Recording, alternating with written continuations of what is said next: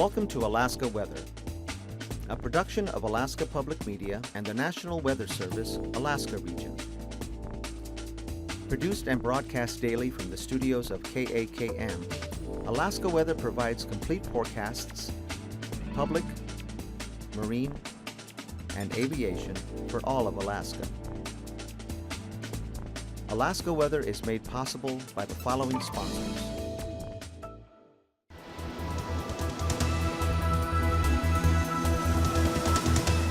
The National Weather Service. Good evening, everyone. It's great seeing you again, and thanks for joining us for Sunday's edition of Alaska Weather. Satellite imagery showing lots of clouds here from the Gulf of Alaska back down across Kodiak Island, Alaska Peninsula, all the way north there across the Brooks Range and on into the Arctic. System here pushing northeastward, bringing rain in across the southern southeast coast, more of a showery condition up to the north, and then back into the rain here along the North Gulf Coast with this area of cloudiness. Seen some pretty good rainfall amounts, roughly about a ½ inch falling along the western Alaska Range southward there toward Iliamna, and then breaking out, still clouds here, lower top clouds with some clearing along the southern coast of the, or southern coast of the delta there around Togiak and on up toward Kipnik possibly, but Nunivak Island in the clouds. A few breaks up over St. Lawrence Island and a bigger area clearing occurring up here in the northwest with clouds streaming northward there across the Brooks Range and the Arctic coast. Next system back to the northwest here, heading east-southeastward and already spilling some clouds into the northwestern bearing. Another break right through here. Next system, outer cloud cirrus shield beginning or approaching the far western Aleutians this afternoon. Main center still well off to the south, as well as the frontal boundary. On the chart today, you can see the frontal boundary not even getting on the chart there, but a lot of cirrus spreading out ahead of that. Otherwise, high pressure at the surface here over the south central Bering Sea, keeping winds light across the Aleutians. There were a few showers earlier today around Unalaska. Patchy areas of fog, but generally not too bad, just low clouds actually clearing right in through here. And again, a clearing over the Yukon and Kuskokwim Delta, western Yukon Delta, on down toward Togiak Bay into Bristol Bay. Picking up some more clouds here along the Alaska Peninsula, but dry conditions, pretty gusty winds. Cloudiest skies on the Bering Sea side, gusts 30 to 40 miles an hour across the peninsula today with gale warnings out for these areas. Some winds will increase here southwest at Kodiak Island. Otherwise, rain again from Kodiak northward across the Susitna Valley right up to the Alaska Range, eastward along the North Gulf Coast. Southeast of Yakutat, a place called Dry Bay picked up 1¼ inches of rain, while other areas of the southeast coast had 1 to 3/10 locally there, with Portage picking up over an inch of rain, and then the southern coast of the Kenai Peninsula getting a little over an inch of rain as well in some locations, with rain northward here all the way to the Alaska Range. Some scattered showers, but not much other than clouds into the Tanana Valley, and other area showers up over the eastern Brooks Range area.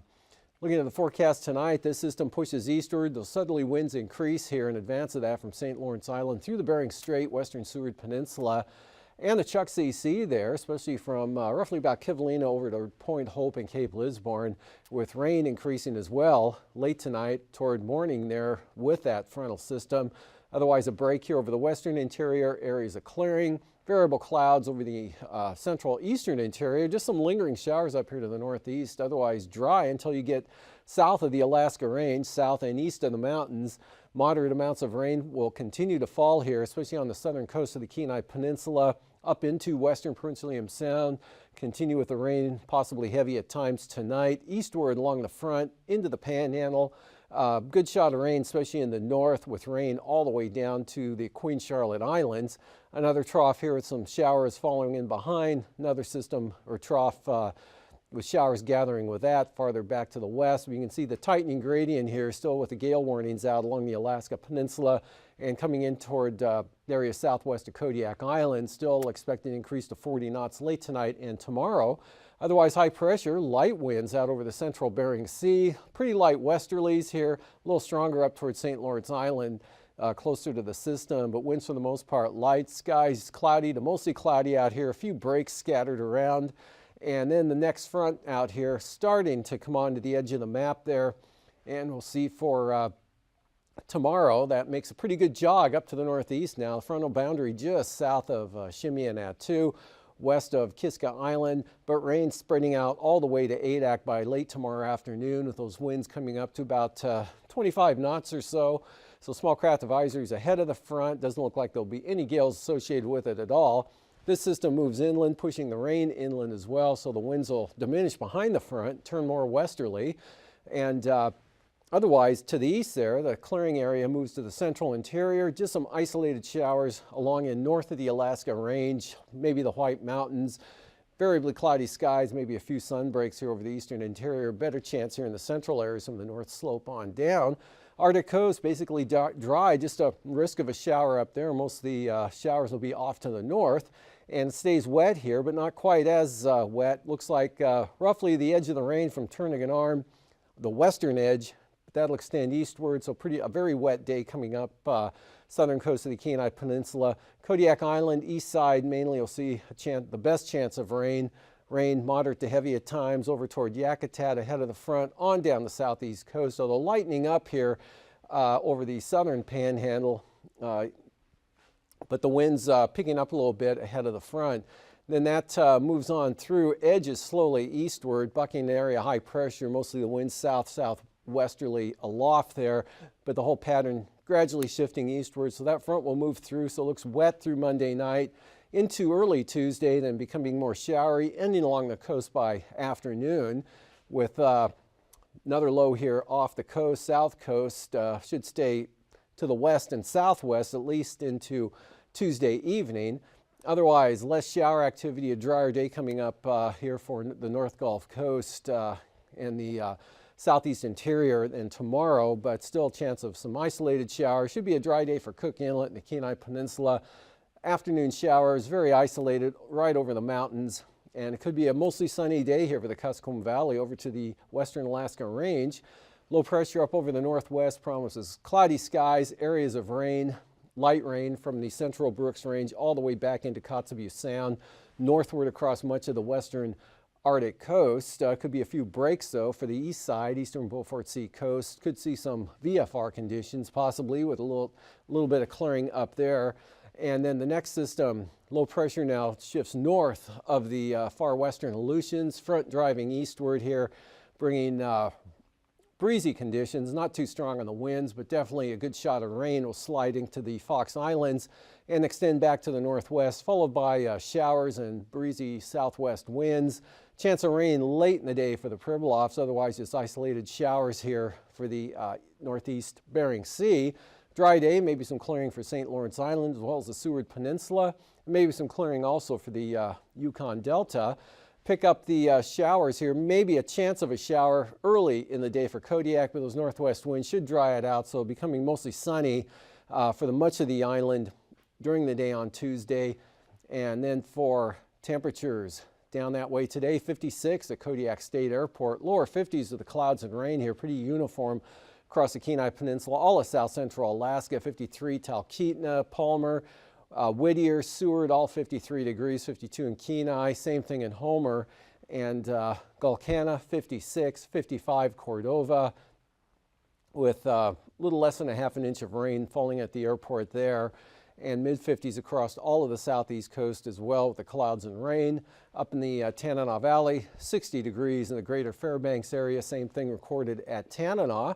And farther to the north, 57 up there at Fort Yukon, 45 Arctic Village, 45 also at Anatuvik, and lower to mid-40s, all of the Arctic coast, central east side, west a tad warmer, upper 40s there, lower 50s to the south, Kivalina 50 degrees even, 51 Kotzebue, up to 58 in Ambler, mid to upper 50s here through the west central interior with 56 at McGrath, and Sleepmute 46 degrees, Bethel up to 53, 51 at Unalakleet, St. Michael and Cape Romanzoff on Macoriak had 50 above, 42 at Wales, and 48 out at Savunga. And for the Pribilofs, St. Paul, 51 today, mid to upper 50s here for the central Aleutians, and 53 at Unalaska, lower to mid 50s, mostly in the mid 50s for the Alaska Peninsula and up to King Salmon. And for the lows tonight, 40s across the eastern interior, mid 30s back here to the west, especially where the skies clear out, and near 40 all the way down to looks like north coast of Bristol Bay, otherwise back up to the mid 40s out over the Bering Sea, upper 40s western central Aleutians, 40s to lower 50s south central Alaska, lower 50s, lower to mid 50s across the southeast coast. Highs for tomorrow bumping up a little bit here. Warm air mass in spite of all the rain or all the clouds and IFR in the forecast there, coming up into the lower 60s, showing a pretty warm air mass aloft. And then mid 60s here south central Alaska, 60s from northeast Bristol Bay into the interior Tanana Valley, mid 60s eastward to about the Eagle area, and 40s to mid 50s north of the Brooks Range. Flying weather late tonight, early tomorrow morning, Monday morning. Pretty good VFR over the interior. We've got some IFR along the Brooks Range to the eastern Arctic coast, and then IFR covering a fair portion, especially central and southern panhandle there. Spotty IFR back to the west here, and then back into the VFR, IFR, Chuck CC down across St. Lawrence Island, coming a little more expansive over the southwest Bering Sea. Tomorrow afternoon, that comes a little more expansive out here to the west, including Adak and Atka now, but staying just west of the Pribilof Islands with the VFR just to the east, and then marginal VFR along the coast, but IFR penetrating the Norton Sound area to the south coast of the Seward Peninsula here, Nome over toward Golovin, with marginal from there north. Otherwise, pretty good VFR, lingering marginal VFR possible. Areas of the Central Alaska Range, maybe the Brooks Range. Otherwise, just some spotty IFR left over along the coastal mountains, and stays quite a bit IFR-ish there across the panhandle. Passes Zanatuvik and Adigan will both be VFR, as well as, Lake Clark and Merrill will be marginal, as well as rainy, and windy will be VFR, and we got VFR in the forecast for both Isabel and Mentasta, and Tanita as well, but Portage, IFR, eastern approach may be better to the west, and Chilkoot and White, IFR. Freezing levels, upper level low, cold low that came down out of the Arctic continues southward, so 4,000 feet drops down way south of Kodiak Island. Warmer air bouncing back into the Bering Sea, 12,000 feet to 14,000 feet near the Aleutians. Southwest flow keeping 10 to 12,000 feet in over the Panhandle.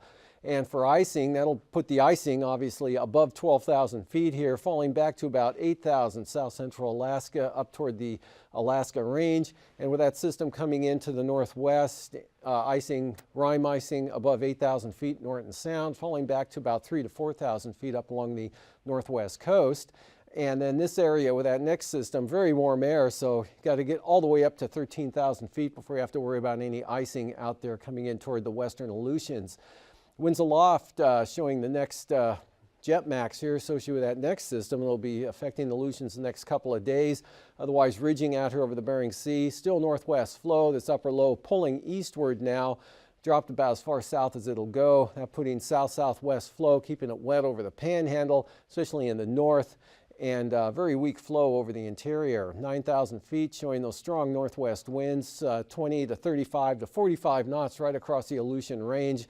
Northerlies up to 35, Kodiak Island, east at 30, North Gulf Coast, south 20 to 25 off the Panhandle.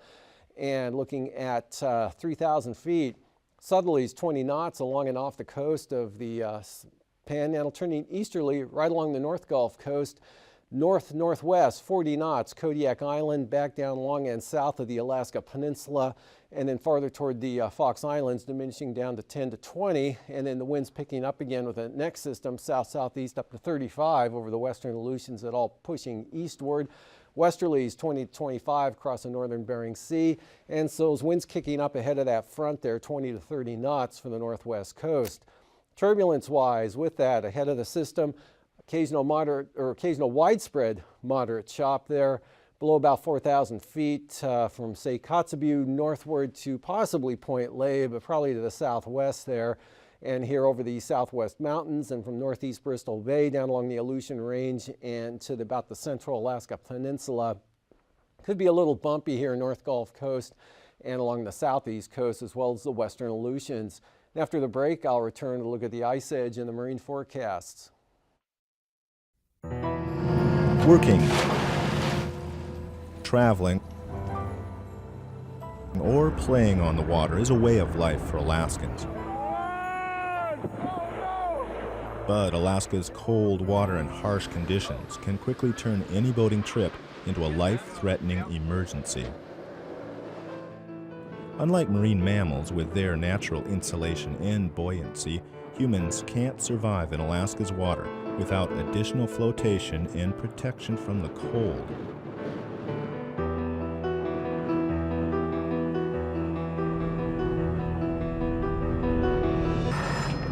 Abandon ship! Abandon ship! This is just a drill. Get your suits. In an emergency, seconds can make the difference between life and death. Practice the steps to correctly don an immersion suit before you leave the dock. Everyone on board should be able to don their immersion suit in less than 60 seconds. Got the lid. Yeah, I got the suit. Remove the immersion suit with a quick downward shake of the bag.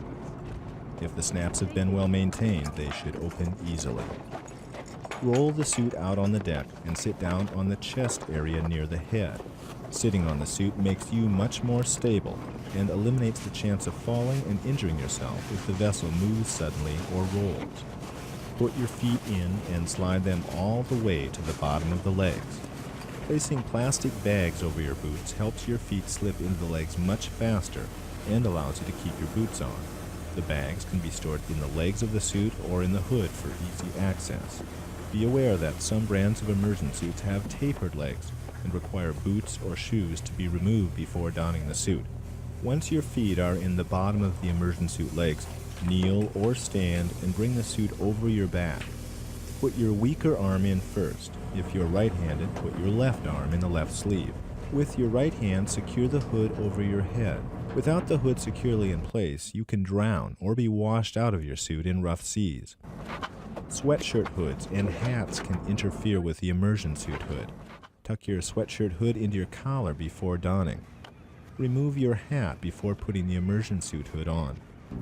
If you wear eyeglasses, consider placing them in your shirt pocket or inside the suit to prevent loss or injury.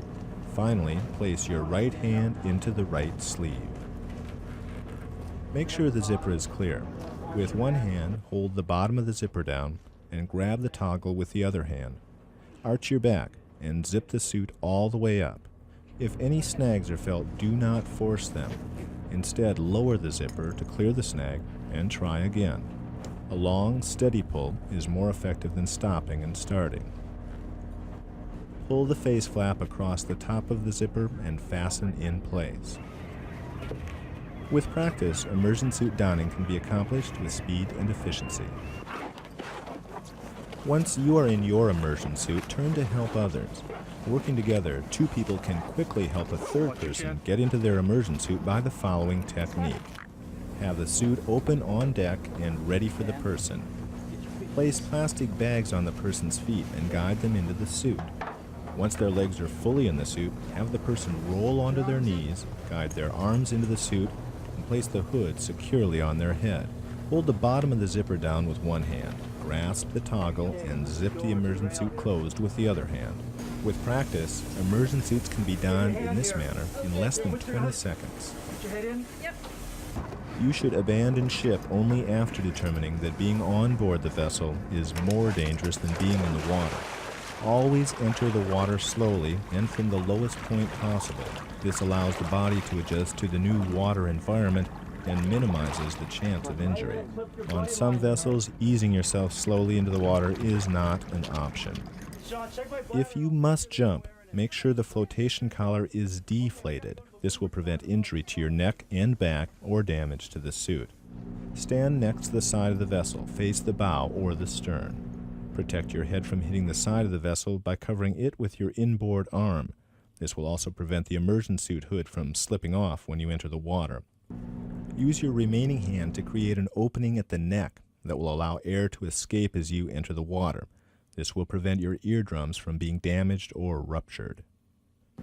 With the hand of the outboard arm, protect the airway to help keep water out during an involuntary gasp. Look over the side to ensure the area is clear. Step sideways off the vessel, crossing your ankles to prevent straddling unseen objects in the water. Once in the water, float on your back. The immersion suit's pillow or flotation collar helps you maintain this position. Forming a human chain while swimming allows you to move faster, stay together, and creates a bigger target for rescuers to see.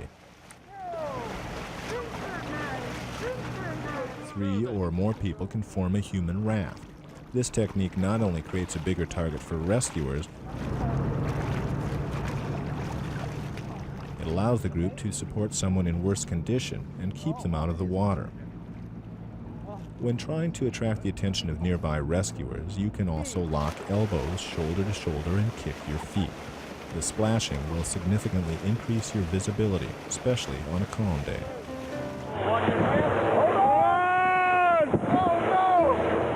You never know how your day is going to end. Immersion suits have saved thousands of lives, but an immersion suit will work only if it is properly sized, donned, maintained, stowed, and used the right way.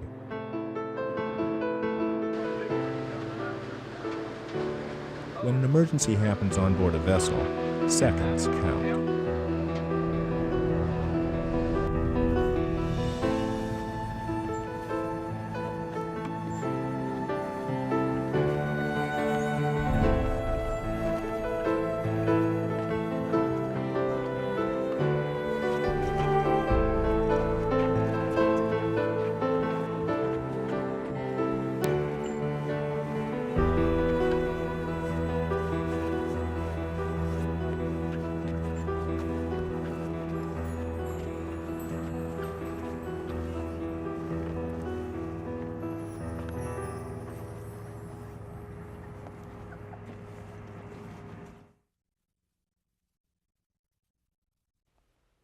Welcome back.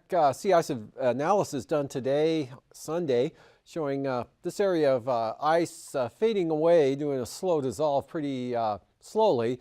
May be gone over the next couple days, otherwise wide open here. Sea ice-free waters, smooth sailing from the Bering right up eastward along all of the north coast. And for marine forecast, southerlies 15 to 20 on the south coast, south to southeast at about 20 on the north coast. Light southerlies for Lynn Canal, southeast 15. Stevens Passage, a little bit stronger, 20 knots with 5-foot seas for Clarence Strait.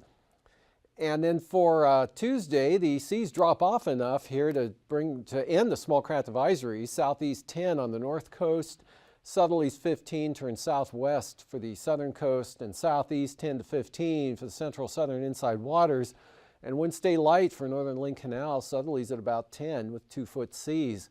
Prince William Sound northeast 20 knots, easterlies at 25, pick up to northeast 30, then turn northerly at 30 knots. And then gales in the forecast here for Kachemak Bay tomorrow, north 35 knots, 10-foot seas, 30-knot winds south of the Forelands in Cook Inlet. Northeast 20 north of the Forelands, and then those northeast winds, northwest winds at 25 for Shelikof Strait. Those drop back a little bit here, but still small craft advisories for Kachemak Bay, 25 knots. Same thing for the Barrens, but northwest. Northwest down the east side of Kodiak Island, 25 knots. North 15, turn northeast at about 20 there for the North Gulf Coast, and light northerlies for Prince William Sound. Light northwest breeze now for Cook Inlet at 10 with seas coming down to 2 feet. Bristol Bay, northwest 25, that extends all the way down the north side of the Alaska Peninsula. South side, stronger winds, northwest 30 knots from Castle Cape to Sitkinak. Gales, 40-knot winds there with seas up to 12 feet.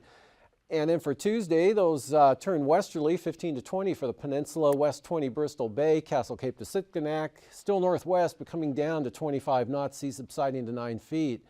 Fox Islands, northwest 15 to 20 knots, strongest across Unalaska Island, turning southeast here, 20 knots for the central Aleutian, small craft advisories east-southeast 25, west of Adak, on out to Shemya. And then for Tuesday, those winds swing around to the southwest, pretty brisk here, 30 knots with 12-foot seas, 25 to 30 knots southwest here for the central Aleutians, turn southerly at the same speed, 25 to 30 knots, on over to the Fox Islands. And then for the southwest coast, small craft advisory south of Nunivak Island for northwest winds at 25. Otherwise, here from the Pribilofs up to St. Matthew Island, southwest 15 to 20. West 25, small craft advisories for St. Lawrence Island, 7-foot seas. And then on Tuesday, drop off, switch directions, northeast at about 15. Light west winds here along the southwest coast, just 10 to 15 knots. And from the Pribilofs up into the northern Bering Sea, St. Matthew Island zone, south at 20, 5 to 6-foot seas.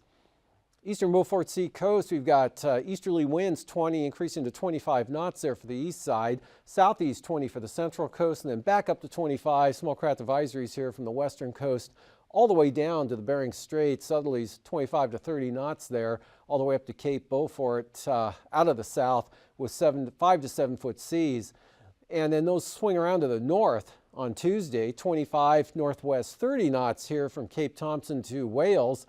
Western coast, northeast at 20, east 20 for the central coast, and kind of a generally on average easterly wind at 10 to 20 there for the eastern Beaufort Sea coast. And for tonight, again, good solid rain here from the wet east of the Alaska Range, all along the North Gulf Coast, all the way down to the Queen Charlotte Islands. As that front pushes northward, a lot of moisture, much drier, clearing back here, chillier temperatures with the clear skies up over the northwest, with the next system already bringing an increase in the wind, chance of rain out along the outer coast. That pushes inland tomorrow with clearing in advance of that, and then partly to mostly here over the eastern interior. Rain diminishes Cook Inlet, continues Kenai Peninsula, Prince William Sound, North Gulf Coast. Very slow moving front, but that finally kicks eastward on Tuesday and the next.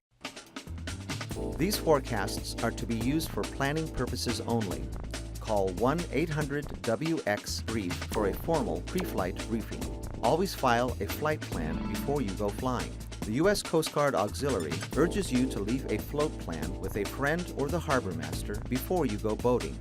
Alaska Weather is made possible by the following sponsors.